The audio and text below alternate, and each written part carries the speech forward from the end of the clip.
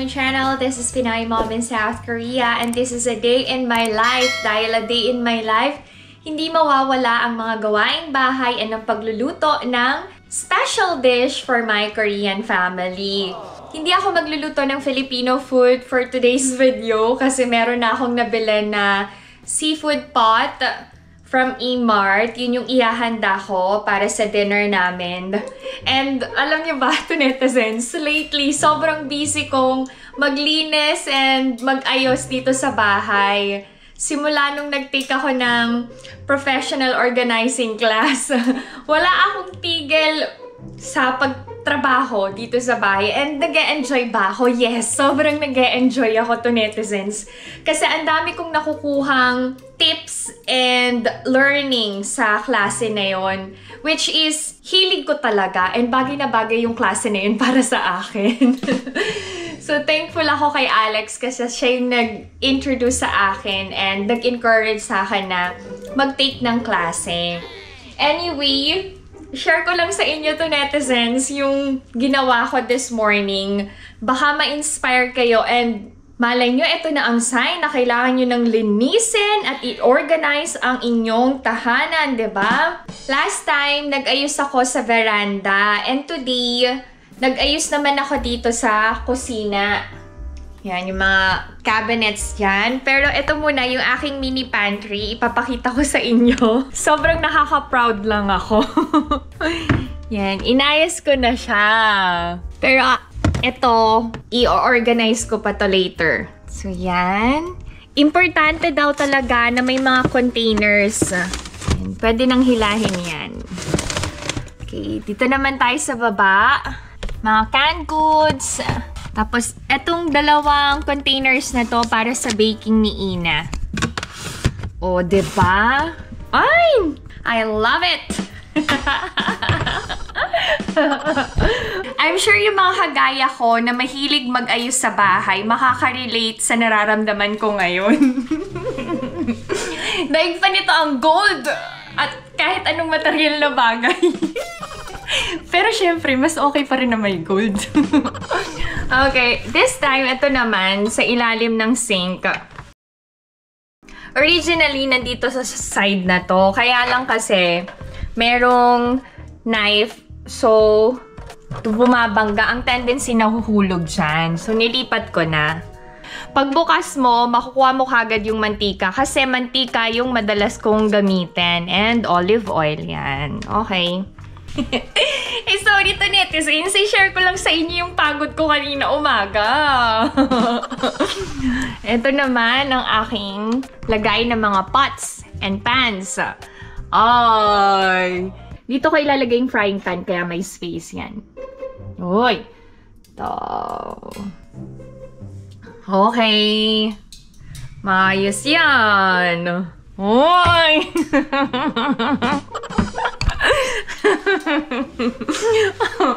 Okay, next. Sorry naman talaga. Proud na proud lang ako sa sarili ko. Ang dami ko kayang nagawa today to netizens. Hindi ko lang vlog kasi ayoko ng distraction kapag nag-organize ako sa bahay. Tapos ito rin. Oh, yan. Sama-sama na sila dyan. What else? Dito rin. Nag-ayos din ako to netizens. Maayos yan. Nandito yung mga baking trays ni Ina para madali niya nang kunin. So, importante na may tray talaga or may containers para madali nyong makuha ang mga bagay-bagay yan. Ito, mga basahan. Pamunas ng sahig, bintana, salamin. Ito naman, kitchen towels. Dito ko nilagay. Kaya iba kulay niya. Tapos sa ilalim yung mga basahan ko. Yan. Okay. You say hi! Hi. Nakasalamin na. You look so handsome today, Tukituk. Come on! Wow! Meron akong i-share sa inyo to netizens sa mga may teenagers na anak dyan. Mamaya unbox natin. Dito rin, naayos ko na. Pero, kulang ako ng tray. So, yung nasa taas, ililipat ko. Hug mommy naman. Hug Okay. mom. Ay. Love you, my tooth. How's school? Bad. Bad? Why? What happened? Huh? Eh, go! Nag-overflow yung tubig.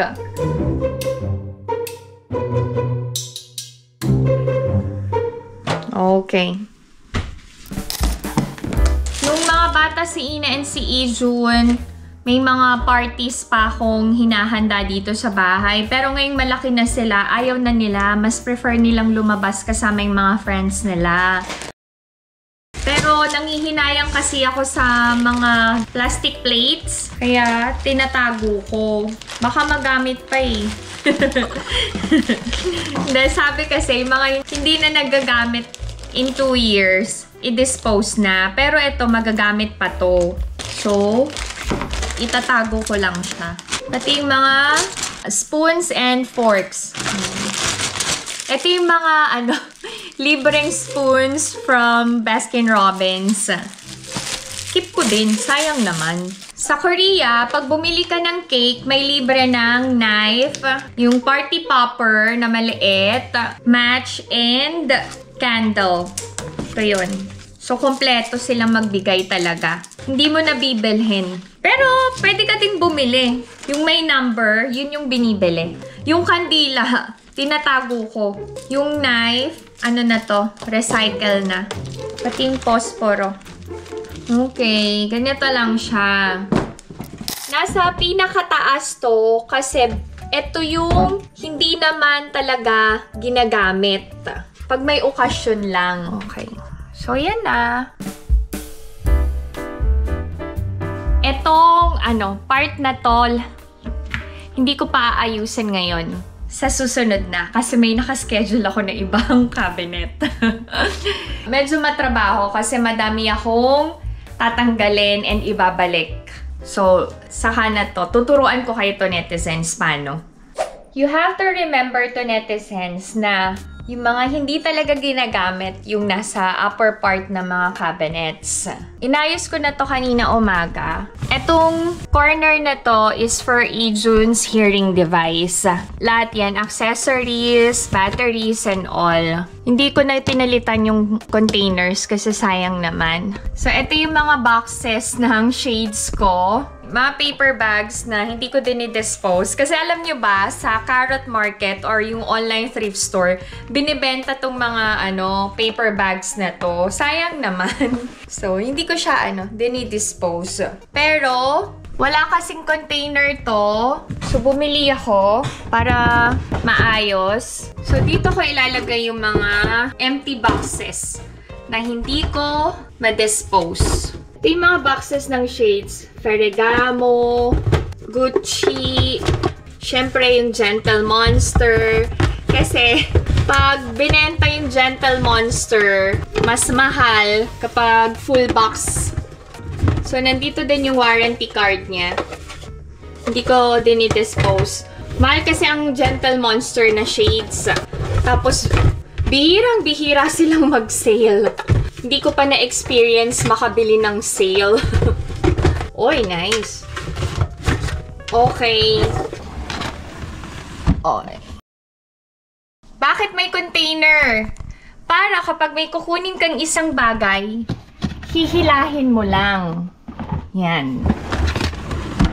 Kasi pag walang container, iisa-isahin mo. Paano kung nasa likod yung isang bagay? So, tatanggalin mo lahat bago mo makuha. And delikado. Lalo na kung babasagin. Oh. Sobrang inspired akong ayos-ayos talaga sa bahay to, netizens. Diba? May space pa na pwedeng paglagyan. This time, eto naman. Medyo naayos ko na to pero parang magulo pa rin.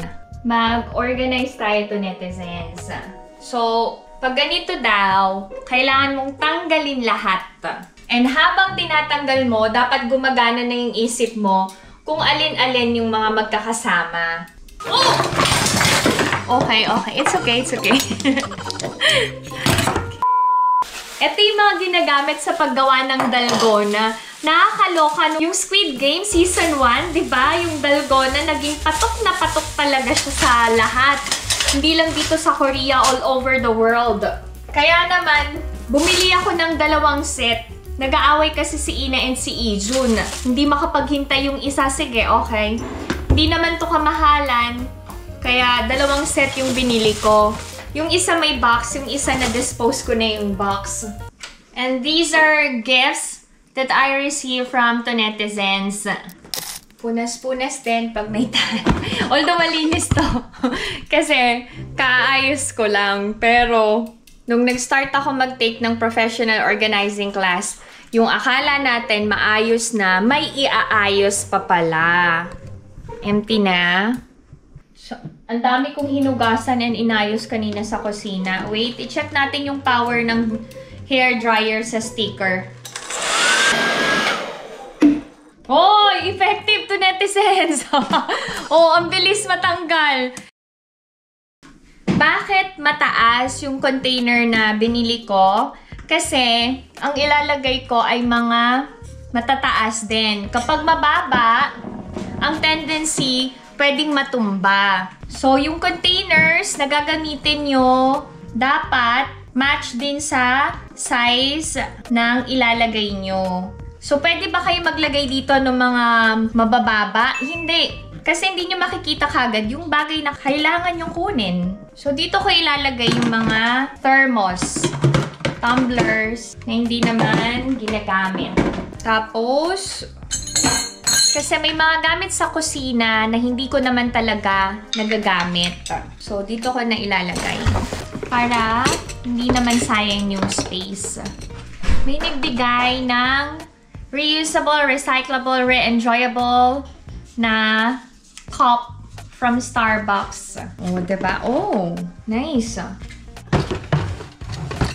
Okay. Uy, nice. Ito, nagkamali ako ng bili. Dapat lagayan ko to ng garlic. Kaya lang, masyadong maliit. Iniisip ko pa kung ibebenta ko siya sa Carrot Market. Hi. Anyang. Lipat ko lang sa Ziploc yung dalgona. Hindi ko to itatapon kasi traditional candy kasi ang dalgona. So, pag nagkaanak si Ina and si Ijun, magagamit pa nila to. Kami ng mga apo ko yung gagawa. Yung mga hindi kailangan, pwede nyong ibenta or i-donate. Walang problema dyan. Walang problema dyan. Walang problema dun. May space pa. Done. Merienda tayo to, netizens. Mga bata, nagmerienda natin. Kamote. Kain tayo. Pag kumain ka ng kamote, masasamid ka talaga, no? Pero mabigat sa tiyan ng kamote. Tsaka maganda sa digestion. Ano merienda nyo kanina? Ako, eto na. Kamote. Dami ko pang gagawin to netizens. Which is good kasi busy yung utak ko, busy yung katawan ko. I like moving around kasi it's a form of exercise. Since maganda na ang panahon, pwede nang maglakad-lakad. May bibilin sa Mart, may bibilin sa Daiso, lakad na lang. Ipapaayos ko na din yung bike ko. Nag-loose kasi yung brake and kulang na sa hangin yung gulong.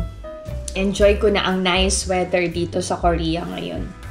Okay, tapos na magmerienda. Magsasaing lang ako to, netizens. May mababago sa sinaing namin. Hindi na siya plain rice lang. Hahaluan ko na nito. Mixed rice grain. Mas masustansya. 1, 4.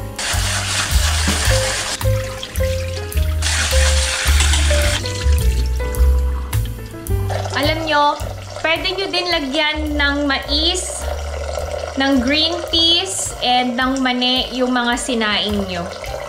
Mas masarap and mas masustansya.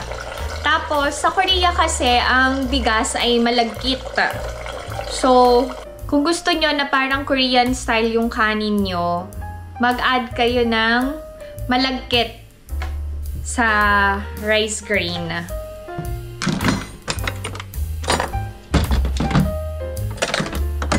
안녕하세요. 쿠쿠입니다. Okay, iba yung ginamit kong settings pangluto ng sinaing. Dati, pengni, yung plain rice lang. Tapos ngayon yung chop cook. Kasi may halong ibang rice grain. So, mas matagal siyang maluto. 45 minutes. Unbox ko lang itong in-order namin na accessories for Ijun's hearing device. Para may idea kayo to netizens. Kami dito sa Korea, hindi mayaman to netizens. Ordinary family. Nagsusumika para magkaroon ng maginhawang buhay. Okay. Ay, may free na shopping bag. Wow. Nice. Madaming freebies, May drying cup for hearing device. Drying capsules. Ito yung drying capsule. Para siyang silica gel. Nag-a-absorb siya ng moist ng hearing device. So, meron kaming container for Ijun's hearing device. Ito yon. Okay, yung capsules prevent humidity from damaging electronic components. So, lagi siyang meron. Bumili din ng extra battery si Alex. Okay, tapos itong audio processor accessories. Ganito siya. Nahulog ni Ijun yung isa. Kaya umorder si Alex ng panibago. Mahal din tong mga accessories na to. So, ganito yung itsura ng Opus ni Ijun. Ito yung hearing device na kinakabit niya on his own. Kasi wala tong pins or clips. Ganito siya. Yan. Ito yung pinaka-coil. Ito yung ikinakabit sa head ni Ijun. May magnet yan. Paano tanggalin yung battery? Ginaganyan ba? Hindi. So, since may magnet, yan, matatanggal na siya. Okay. Paano malalaman kung naka-off and on? Wait. So, makikita nyo tong cap na to. Pag binaba mo siya, may ilaw. That means naka-on. Pag tinaas mo, that means naka-off.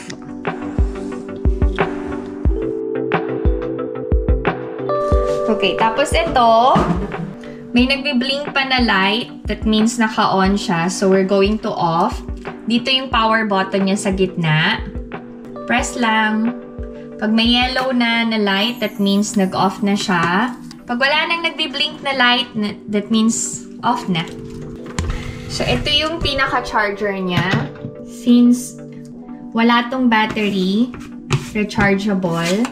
So, this is how I charge Ijun's Rondo 2. Naka-upside down siya.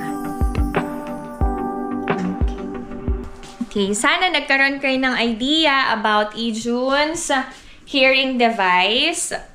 Kasi po, si Ijun ay hard of hearing, kaya siya ay may cochlear implant. Sa mga bago sa channel ko and nagwa-wonder, ano yung nakakabit sa tenga ng anak ko? Ay, wala pala sa tenga. Sa ulo. Okay, anyway, let's unbox another box. Since si Ina and si Ijun ay teenagers na, hindi maiwasan na magka-pimples sila. Kaya naman, I highly recommend this product sa mga may teenagers na anak and hindi maiwasan may magka-breakout, ganyan. So, ito yung recommended na brand ng dermatologist sa University Hospital kung saan ko pinapacheck up ang mga kids. Medyo pricey ang brand na to, pero effective naman. Si Ina kasi matigas ang ulo, nagmi-makeup pa. Sabi ko wag na mag-makeup eh. Wait. Sayang ang bubble wrap. Magagamit ko pa to. Nire-recycle ko. Okay. First is this Terra Acne Deep Cleansing Foam. Ito yun. tig-isang set si Ina and si Ijun. After mag-wash ng face, gagamit ng toner, and then essence. Lastly, yung TheraAcne Soothing Cream. So, ito yan. Okay, etong 4 na to. Tapos, kapag may malalaking breakout, meron akong ginagamit na na cream prescribed by my kid's dermatologist, yung Iputok. I'm not sure kung available siya sa Philippines. Pricey lang to, netizens, pero effective. Sa mga bata lang ba to? No, kahit sa adult pwede to. Kaya lang kasi ako, meron na akong ginagamit na hiyang sa akin. Yun yung products ng Innisfree. So, tsaka hindi naman na ako nagkaka-breakout ng bonggang-bongga. Pero ngayon meron ako dito. Sa Korea, usong-uso talaga yung mga freebies. Ito ang dami Magagamit ito ng mga kids. Ito mga freebies na to, tinatago ko talaga and ina-apply ko. Sayang naman. Useful to kapag nag-travel. Yun lang to, netizens. Ay, magkano to? Baka kasi iba-iba ang presyo sa Philippines Pero pricey talaga. So, ang toner is worth 31,190. Yung essence is worth 31,500. Yung cream is 31,260. And then, yung cleansing foam, ang pinakamura, 23,001. Okay. Pasok na siya sa academy. Hug, mommy. Love you. Have a nice day. Enjoy your day. Love you.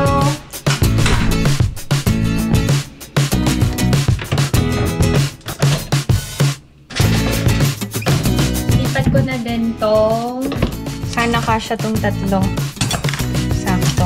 Sinukat. Ito na yung kanin. Ito yung nabili ko sa E-Mart. Pati itong isda. Kailangan ko hugasan. Parang ang laki nung kaserolang gagamitin ko. Wait lang.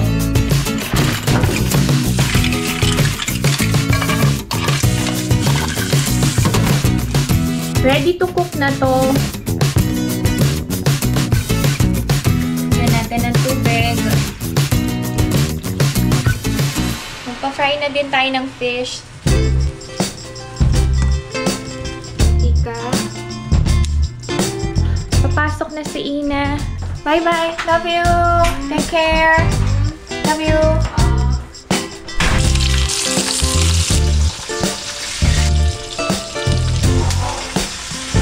Na ang isda.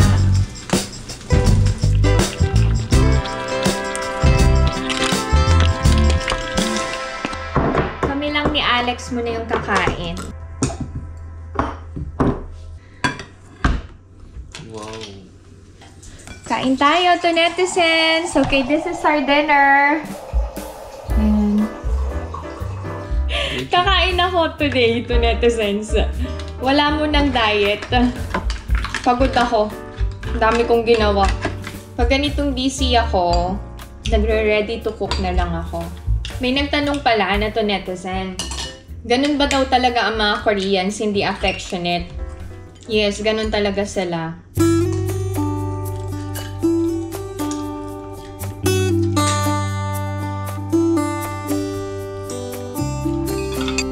Halatang gutom ako na. Gusto ko kumain. Mahilig ba kayo sa seafood? Ako, oo. Parang tagal namin hindi nag-ulam nito. Masarap. I'm so pagod. Sobrang pagod. But I have to wait for our kids. Anyway, that's it. This is my video for today. I hope that you enjoyed watching. And if you're new to my channel, please consider subscribing, like, and share. Inay ma'am in South Korea. Okay, stay safe everyone. Bye! Hindi pa tapos. Hintayin natin si Ina and si Izun. Baka kasi hindi na naman ako makapag-outro. Ang totoo niyan to, netizens, kahit matagal na akong nagba-vlog, parang gusto ko palaging polite sa inyo. I always make sure na may intro ako kasi yun yung way ko to welcome you sa panonood ng vlog ko. And then yung outro naman, para proper yung pagpapaalam ko sa inyo. Yun. So, kapag wala akong outro, parang I don't feel good. Kasi hindi ako nakapagpaalam ng maayos sa inyo. Anyway, dyan lang kayo.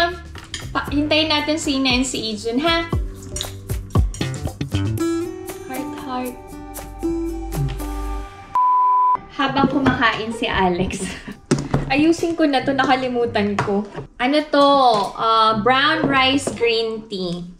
Pag wala kayong magawa, yung inayos nyo, guluhin nyo ulit.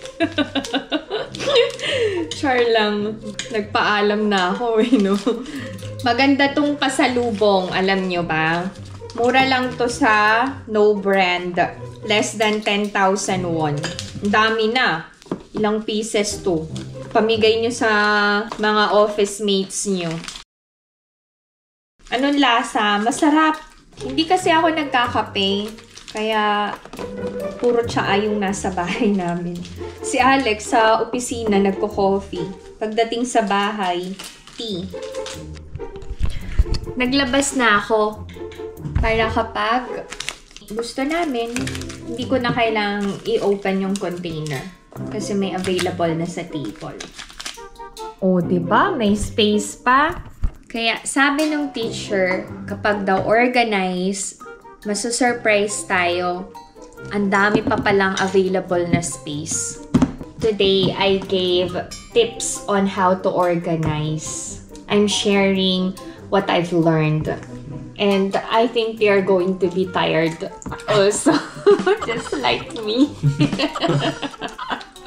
Mapapagod din kayo to, netizens. Alam nyo ba, pag naging habit nyo na yung paglilinis and pag-organize, parang non-stop na maa-addict kayo. Nakakapagod siya. Pero once na nakita mo yung outcome, ay nako, feeling heaven ang pakiramdam talaga. Sobrang saya. Kapag may mga questions kayo, itanong nyo lang to, netizens. Tapos, itry kong itanong sa teacher. Share ko sa inyo yung sagot. Oh! Tama. Sabi sa inyo eh. Alam nyo yun? We are helping each other. Good idea. Thank you, Inapa. Ang tagal kong hindi kumain ng yung mga matatamis. Sobrang pagod ko lang today. Cheat day.